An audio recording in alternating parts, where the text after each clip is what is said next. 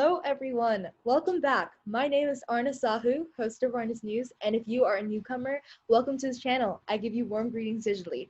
Today, we are with a special guest, Miss Jill Wetzler. She is an engineering leader, a coach, and an advisor to startups, and most recently, she was the vice president of engineering at Pilot, where her teams built financial software that helped startups with their bookkeeping and taxes. Jill has built and led teams at Salesforce, Twitter, and Lyft with a focus on team culture, diversity, recognition, and performance management. These are just a few of the topics that she has real-world stories with.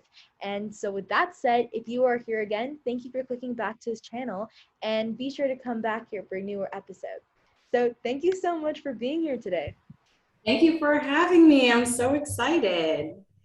Yeah, I'm really glad that we were able to work through this interview after so many of difficulties on my part. But yeah, I'm so excited.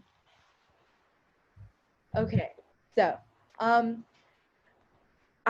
my first question I have to ask for you is, can you tell me a bit about your career path? Absolutely.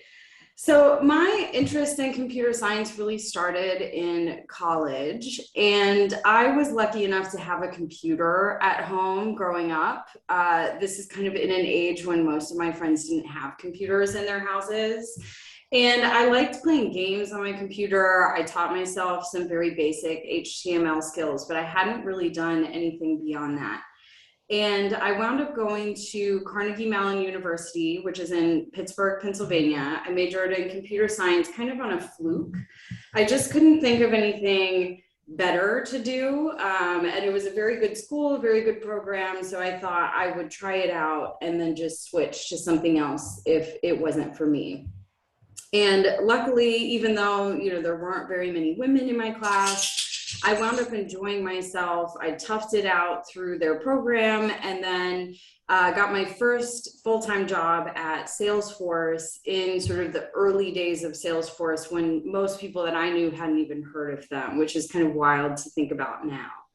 I worked there for 7 years as a software engineer, and then eventually as an engineering manager. And I got to see them grow from a very small company into like a 10,000 person company. After that, I spent a couple of years managing teams at Twitter, kind of before and after their IPO, and then went to Lyft, where I built out the infrastructure team over a period of 4 years. And I also got to experience an IPO at Lyft. After that, I became the VP of engineering at a startup called Pilot, where I stayed for about 2.5 years. Built out their engineering team, worked on a bunch of their HR processes, kind of helped scale the team from that really small, like scrappy startup into a company that was maturing. And I recently left there as of about a month ago, and now I'm on a break. That's really cool. I love your experience of going from one place to another. I really like how like motivated you were, because you didn't really know computer science, but then you took that leap of faith and now here you are. That's super cool. Very lucky. Yeah, this kind of goes for my next question that I have, which is, what kind of advice would you give someone wanting to pursue a career similar to yours? And do you have any tips to succeed in that matter? Yeah, I love this question. The first advice I would have is to not be too particular about following someone's exact footsteps. My path is one that was very challenging. I worked in a lot of, scaling companies that were kind of going through high growth phases. It was also exciting, was also sometimes a bit exhausting, but also I think my path was very lucky. Like, I happened to pick some really good companies, and most importantly, I picked some really good people to work with. So I have two general pieces of advice. The first is to find really good people and just attach yourself to them. So whether that's like a really smart and kind person in some of your classes, maybe a professor, if you're in the workforce, a good boss or a really senior coworker, basically someone who likes you, who you like working with, and who has some amount of like power to advocate for you. I had a professor in college who helped me get through some really tough classes and tough times. I don't think I would have graduated without him. After college, I actually wound up having the same boss off and on for, I don't know, about a decade. We worked together at three different companies: Salesforce, Twitter, and Lyft. And I've had a lot of peers and direct reports who've worked with me at multiple companies too. Who you work with is so important, not just for your career progression, but also for your everyday mental health. You're going to spend a lot of time at work. It should be with people who look out for you and who make work fun. The second piece of advice I have is just to be curious, always curious. Don't get stuck idolizing someone and thinking that you have to follow exactly what they did. Treat everyone you meet as someone who can help you either develop a new skill or help you find a type of task that you enjoy, whether that person is in the same role as you or in the role that you want, or whether they're more senior or more junior than you. When you eventually find yourself in the workforce, it's important to not let your job description box you in to what you think you're supposed to be doing. Just because you're a software engineer doesn't mean that you can't contribute to the design of your product. You have a unique combination of talents and interests, and literally no one is like you. Over time, as you really start to settle in your career, your goal is going to be to find a company and a position that's going to take advantage of the unique talents that you bring to a job. Yeah, I really like how versatile your advice is for like so many other people. Like if you're a software engineer, you can think about the artistic perspective. You know, if you're a UI UX designer, you can think about like the code and how like efficient it is. And that like goes for like everybody, you know? Great. Yeah. Okay. My next question that I have is what is a common myth about your profession that you want to debunk? So I think this is actually a great segue from what you just said. I think the biggest myth is that computer programming and really like STEM in general is for nerds who like math and science. Yeah. And if you're someone who likes more creative pursuits like art or language or music, that maybe STEM is not for you. I think that's a myth. I'm a musician. I like doing crafts. I like writing. I actually have a creative writing minor. And I'm so much more than the little software programmer who started at Salesforce 15 years ago. In fact, STEM is really creative. Programming a computer is creative. In so many instances, you're solving problems that haven't been solved yet. And that takes a really creative mind, even if you're working on math problems. Speaking as someone who manages teams, the best teams are ones that are diverse, and not just diverse in gender and race, though that's really important and something that I have like committed my entire career to. But really, like the reason for that is that my best teams have had maybe your kind of stereotypical studious programmer with a college degree, maybe they went and got a computer science degree from Carnegie Mellon. And then maybe somebody who majored in English, but later taught themselves database administration. And then someone on your team who thinks about ethics of data privacy, and then someone who loves to build beautiful interfaces. I've worked with all of these types of folks before, and when they're all on a team together, that's when the magic happens. Those are also the most fun teams to be on too, because everyone winds up bringing something different to the team and everyone gets to learn new skills. So if you like computers and then maybe you like programming and you want to be a software engineer, that's amazing, but mostly you just want to solve problems in the world, there is space for you in STEM. We are not going to be able to hire enough computer programmers within the next like several years, just with like however many people are coming out of computer science programs in college, which is why you start to see so many people like taking classes with boot camps or switching their careers kind of halfway through, they've like decided that they want to do something completely different or they want to have a higher salary. There's room for everybody and room for everybody's talents and interests. Thank you. I think, Arna, you have like a similar story around this, because when you and I first spoke, you said you didn't want to get into STEM initially. Like, can you tell me a little bit about what changed your mind?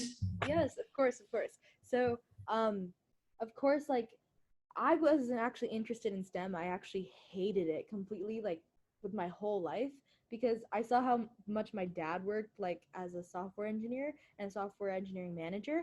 Um, Uh-huh. but I just saw how boring it was because I would always tag along in his meetings and offices on like my days where I didn't have school, and I just promised myself that I would never join STEM.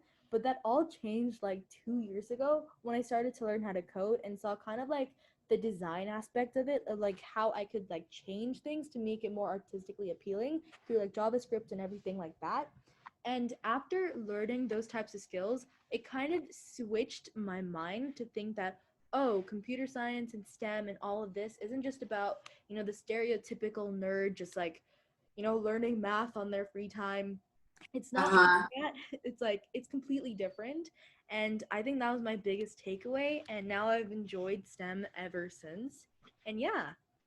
I love that, because there are a lot of people who find JavaScript and like interfaces really boring or really difficult, but they like other aspects of programming and computer science. And that's exactly why we need people with a diversity of interests and passions, because somebody has to write the JavaScript for us. Yeah, of course. Love it. Yeah, I mean, I think that versatility and like it could like go out in a different way because everybody has like room for something. It doesn't matter if they like this or that. There's always space because like it's a new learning path for others. So I think that's what interests me most in STEM. Yeah, Cool. super cool. Yep. Great. Okay, my next question is if you could step into my shoes, what would you have asked yourself that I didn't? Great question. I would probably like take our last conversation to its logical conclusion and ask, what if I just don't want to be an engineer? Like, what if programming computers or working with the kind of nitty gritty details and internals of technology is not aligned with the things that I'm passionate about? And my answer to that would be that there's still room for you in tech, like in the tech industry. Tech is a very encompassing term, especially like if you live in the Bay Area and you talk to like anybody that you come across on the street. Most of them are going to say, I work in tech, and that doesn't necessarily mean that they're programmers. Tech is a great place to be because of the job stability, the salaries that you can make, and inside of the companies that make some of your favorite apps, so think like DoorDash or Lyft or TikTok, there's so many different types of jobs, and you can work in tech without working on the actual code. So these companies are going to have big legal teams.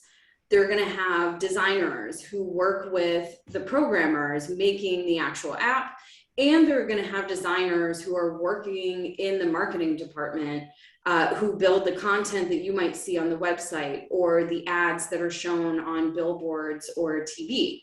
They have a technical writing team who is going to help write really good documentation. Some of that might be internal documentation. Some of it might be external for users.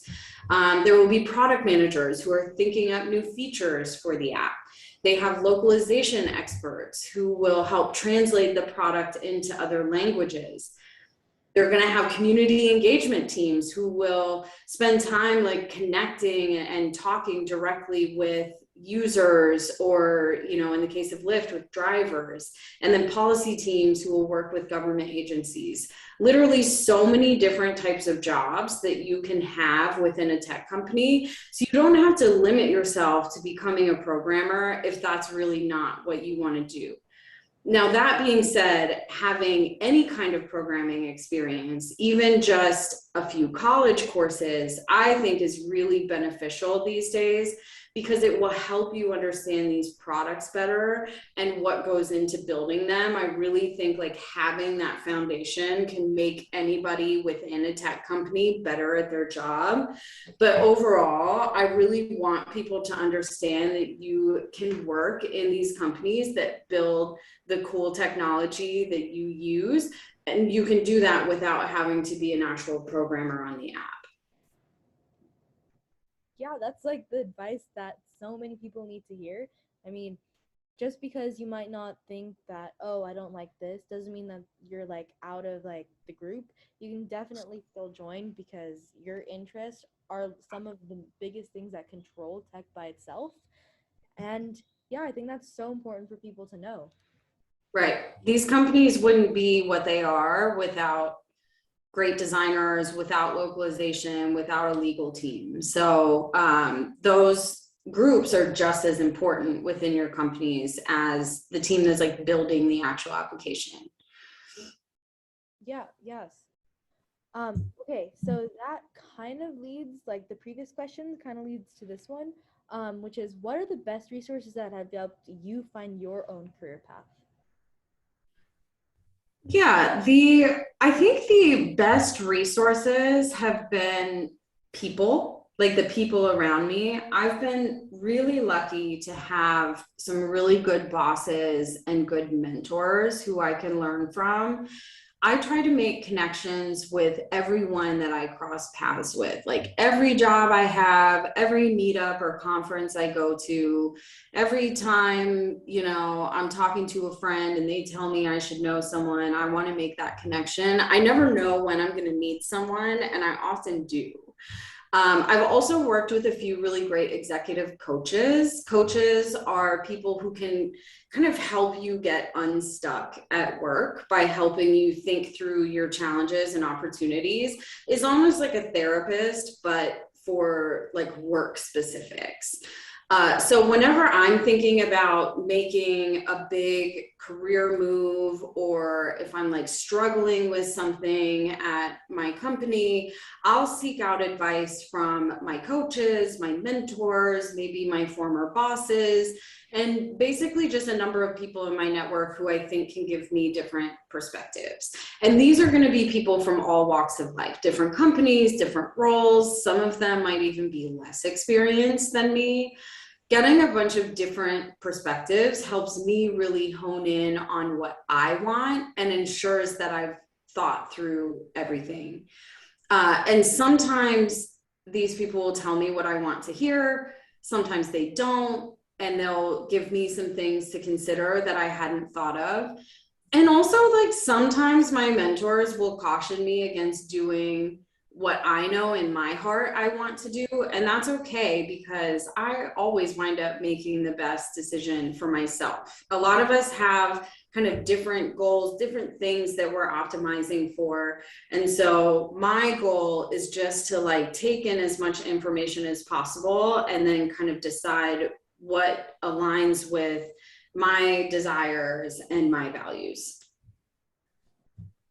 Okay, yeah.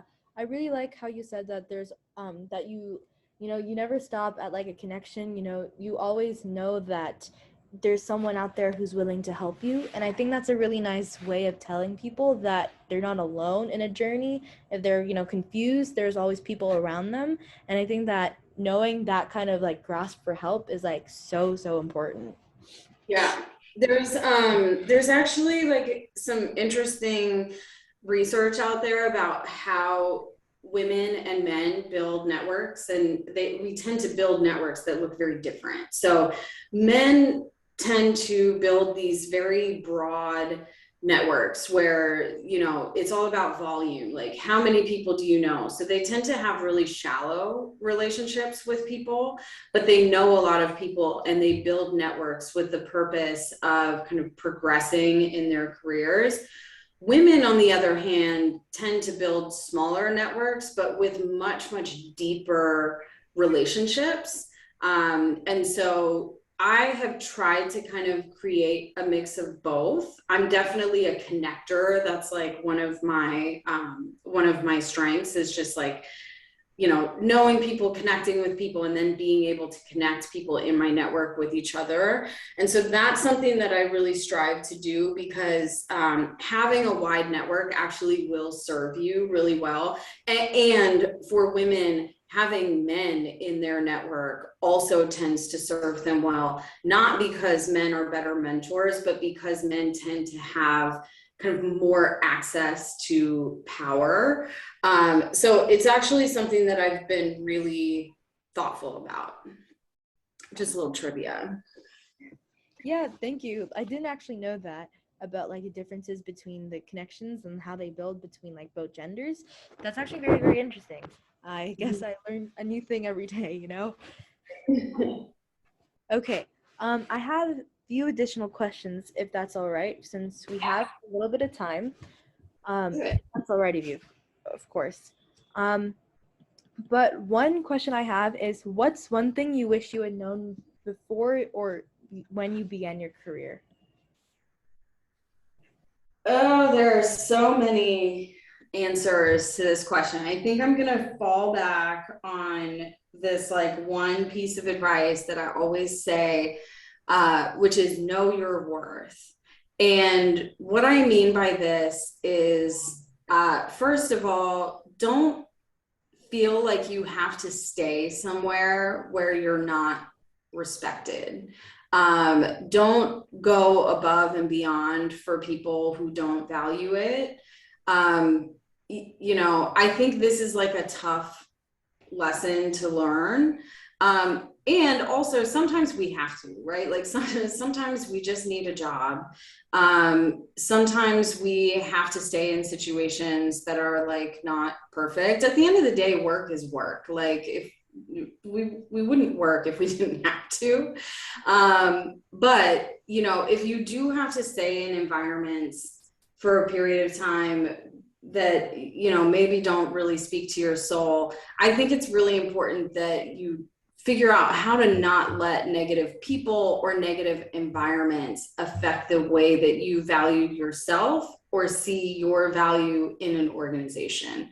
And I think if I had known this, there are times sort of throughout my career where I might have stood up for myself a little more loudly, or times where I would have switched teams sooner than I did, or even switched companies sooner than I did. So I think it's really important for us to, you know what kind of unique value we bring to an organization. At the end of the day, you know, not every organization is for you.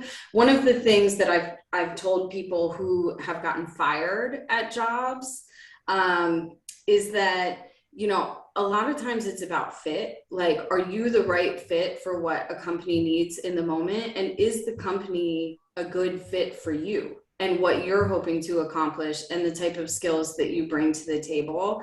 And so it's really important to not let sort of what's happening in a business, which like the business is always going to optimize for itself and for its shareholders. It's really important that you kind of stand in your own power and know what value you bring and know what your worth is.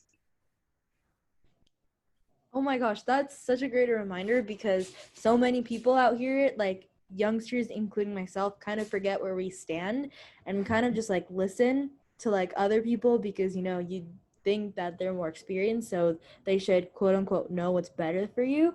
But, you know, just really knowing where you stand kind of is more reassuring. So, yeah. Yeah.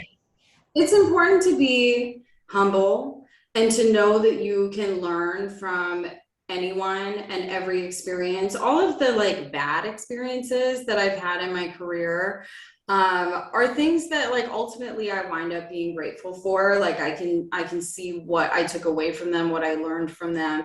Even if like the biggest thing I learned is the warning signs of what to avoid in like a future company that I might be interviewing with. And so those things are valuable. So it's all about finding that balance of making sure that you're like treating every opportunity as an opportunity to learn, but also like, being confident and always putting yourself first. Yeah, it's like in the tech industry, of course, it's really easy to burn down after Oh like yeah. after not listening to yourself. So, those you should stay humble. I think that reminding yourself of your own needs is like really important as well. Yeah. Yeah. Okay. I have another question since we have a little more. How do you continue to learn in order to stay on top of things within your role? Always learning, always learning. I treat every situation, every new relationship, every new person I meet as an opportunity to learn. You're probably familiar with the term growth mindset, which is a mindset that you have in which every failure or every challenge in front of you is an opportunity to grow as a person. And I think having that mindset is the best way to continuously learn. Of course, there are a few blogs I read. There's some conferences I like to go to. There are a bunch of trainings that I like management trainings, and those things are very like structured ways of learning. But mostly, there's actually this model. It's called the 70-20-10 model, where it says like 10% of what you learn and like 10% of your development at work comes from these very structured training. 20% comes from like the people around you, and then 70% comes from just like on the job learning. So doing things that you've never done before.